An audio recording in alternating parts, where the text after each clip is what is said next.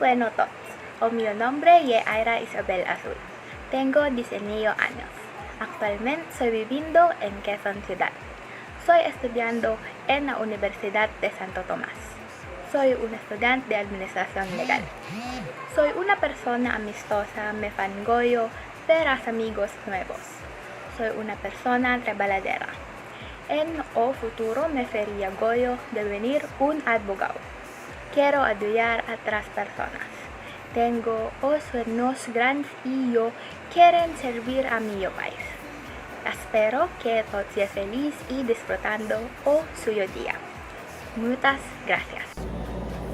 Aragones es una lengua románica charlada en cuantos dialectos por 10.000 a 50.000 personas en las valles de Pirineos de Aragón, España.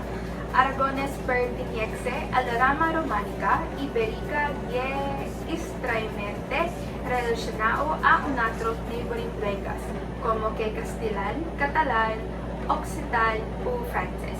Sobre las agueras 4 diseños, cuantas asociaciones culturas en las ciudades más grandes de Aragón han organizado cursos de lengua, los cuales han creado una comunidad de hablantes nuevos urbanos y aragoneses. Hola, me indico Brian Pascual. Soy guapo. Tengo 17 años. Tengo unas hermanas. Vivo en Manila. Me gradué a secundario de Universidad de Santo Prenes Escuela Secundaria Superior. Mi país se dice Honore Pascual. Hoy es gerente de operaciones y trabajo en Walk Easy Corporation.